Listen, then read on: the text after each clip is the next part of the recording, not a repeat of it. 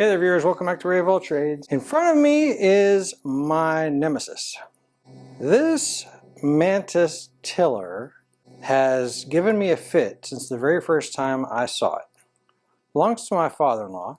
He is the only one who knows how to start it. He's got some sort of ritual where he faces it to the east and jumps up and down on one leg. I don't know, something like that. You know, pull it 3 times, turn it around twice, do the hokey pokey, things like that. It finally got to the point where he couldn't start it. So he said, yeah, go ahead and make a video out of it. He would have been able to fix this one himself, I'm positive of it, but I asked him if I could make a video of it. I see that the primer bulb looks a little funny. The gas tank smells really bad, but it doesn't have any gas in it. I think he said that he put some new lines, and the lines aren't quite the right size, you know, because they're bending and whatnot. I doubt that that's going to restrict the flow, and that's probably the way those things were designed. But I'll see if I have something a little more flexible that'll allow for the fuel to flow easier. Just looking at the primer bulb, you guys see that? The fuel looks like it's kind of gelled up, maybe has some water in it. It's got a really good hard compression.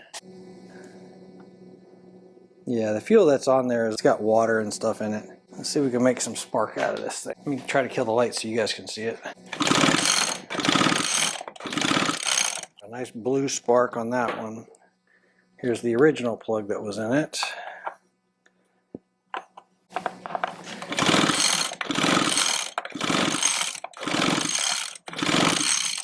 It looks like it's missing occasionally.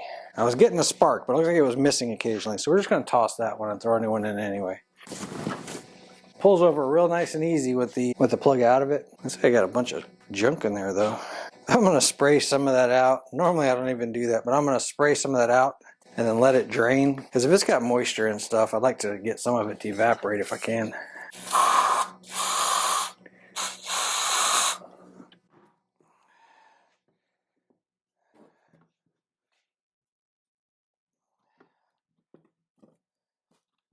And that'll be evaporated before I even put a plug in it, and we'll throw some 2-stroke in it. So this doesn't have any lubrication at all, okay? We'll spray just a little bit of WD-40 in there and be good to go. The black line on the bottom of the carb appears to be the main feed going down to the fuel filter. Let's pull off the tank real fast.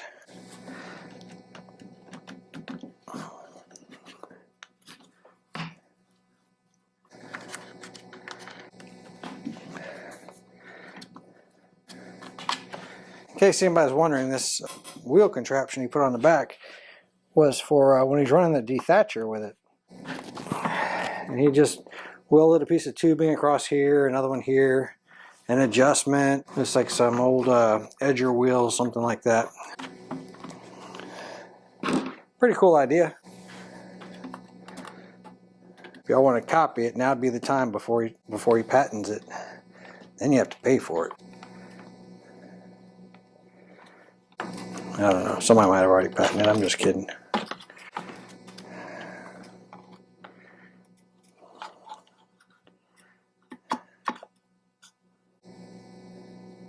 Yeah, you can see the water in the filter on this too. Looks a little different than what gasoline would look like. It just has a different texture to it. I'll try to show you what's in here. Yeah, I think time just got a hold of this thing eventually. Sitting and...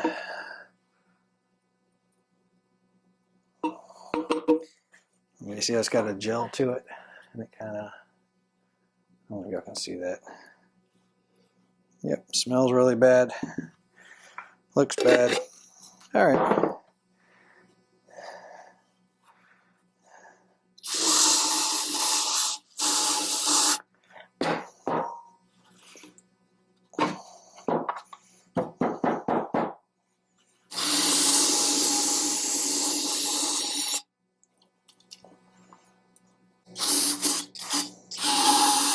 I'll let that dry. I can see moisture and stuff in there.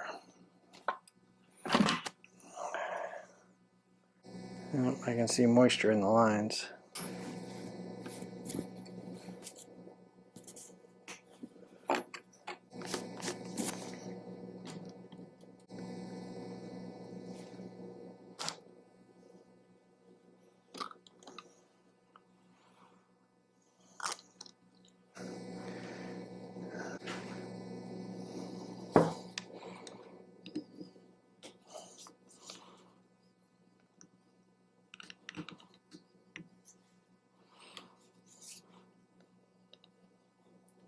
surprisingly, this thing is actually pretty strong for its size. Up until recently, worked fantastic for him.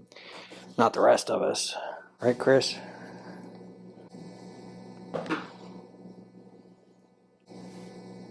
Yeah, this thing had a really hard time starting.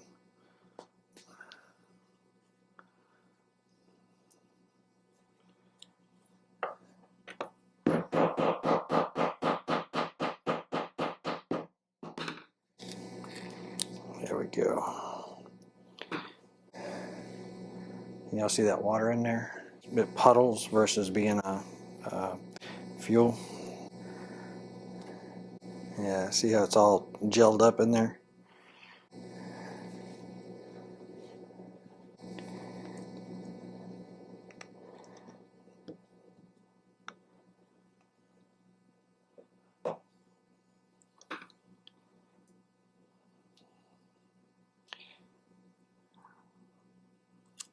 Oh, yeah, that needle's not even coming out.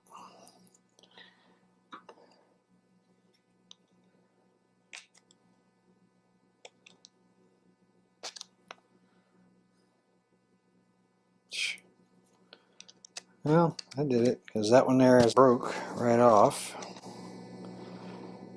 Yep, and that one's got a bunch of corrosion and stuff in it too.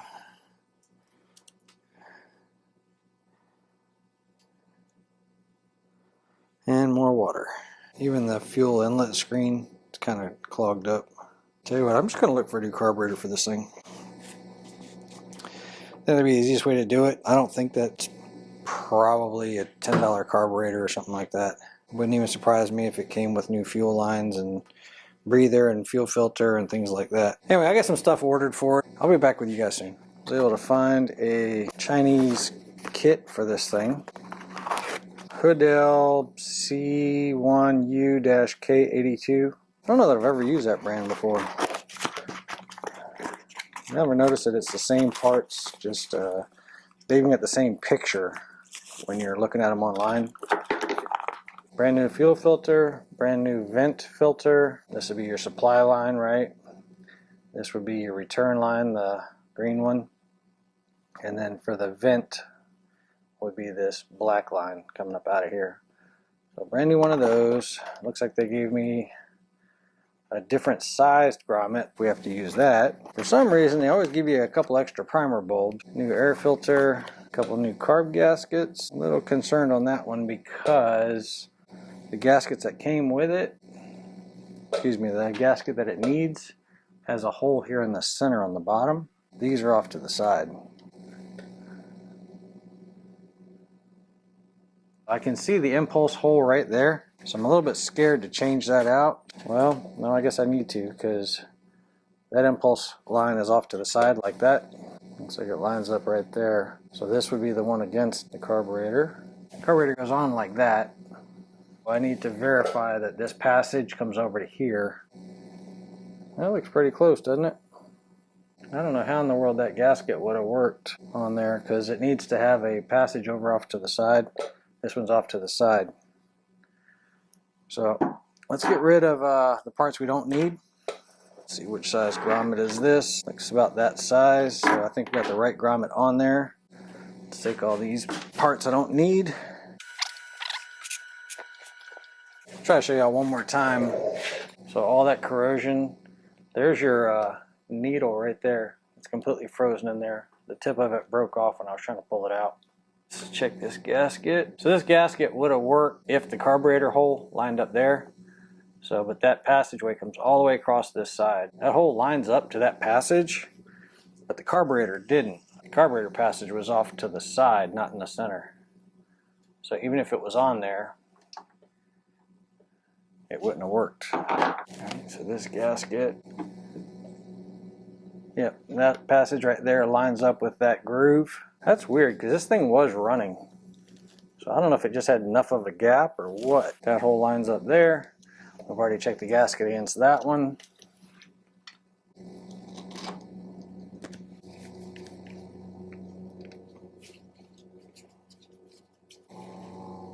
I'm just evenly tightening them.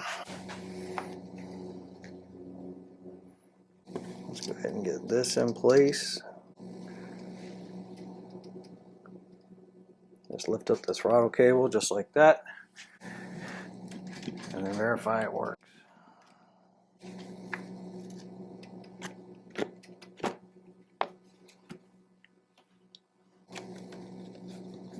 Super easy, right?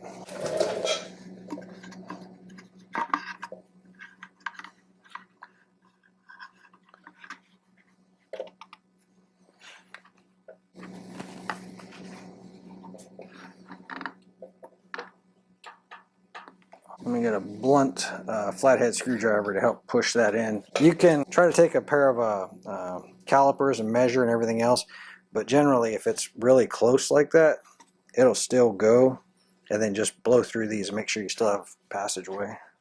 I'm just using something blunt.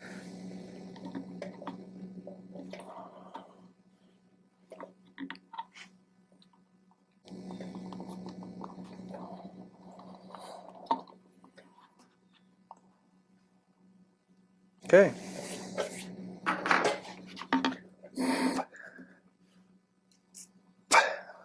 Yep. It's moving air through there, no problem, so I didn't collapse anything. Got a good tight fit there. Let's hook up our fuel lines. Get a couple of screws started.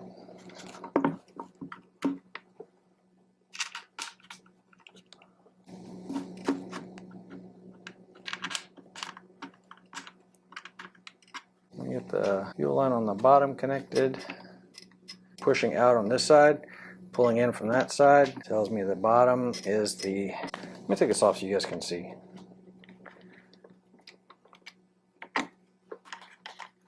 Not sure if that helps or not.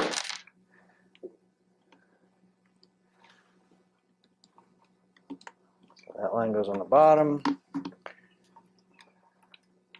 Pull some of this in. I remember that it had a really tight radius to it.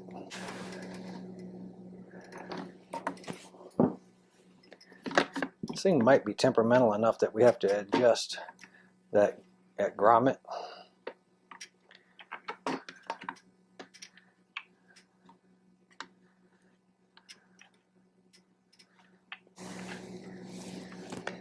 Let's get this back on. This is your kill switch. Put the rest of the gas tank screws back in.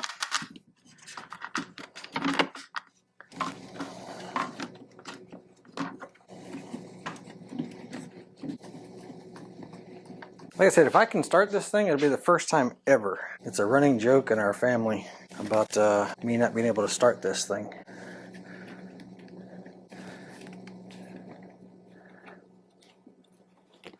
Just gonna put that breather up out the way.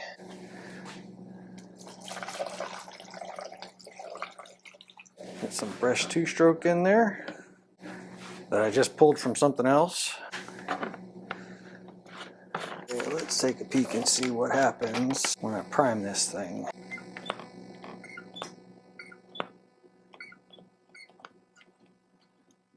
There we go. I see gas coming into the bulb.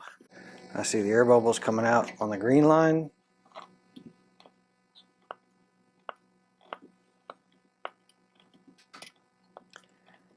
Purged it all of all the air. I'll try the plug that we tested for spark the other night. Choke. I've already primed it.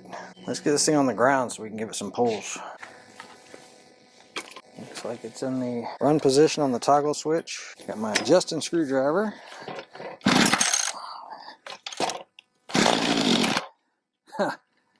Wow. Alright, let me go, let's see, that's full choke. Let's go half choke.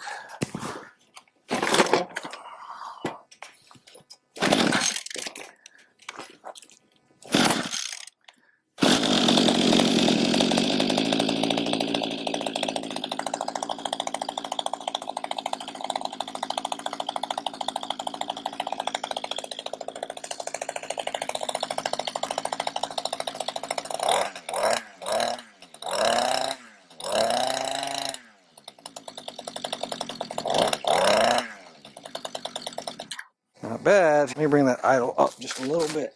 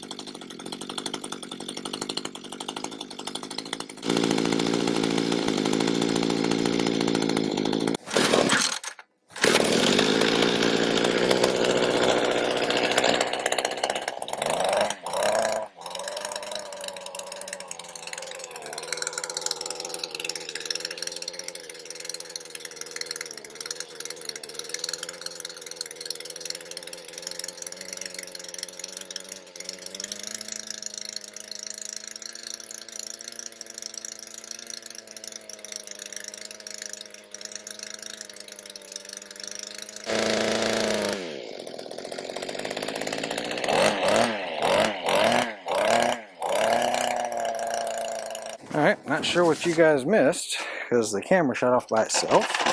The shut-off switch wasn't working, so let's turn it to run position.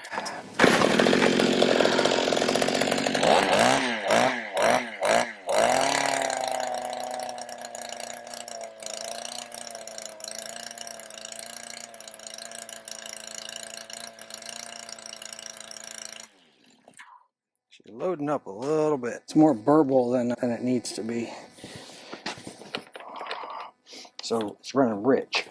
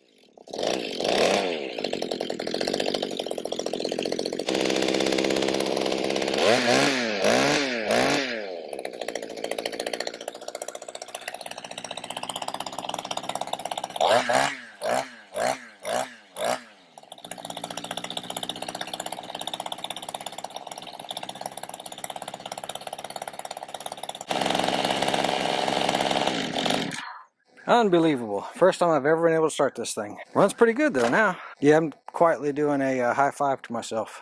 So I've never been able to do that before. This thing, and I've been able to start lots of machines. This one just gave me a fit.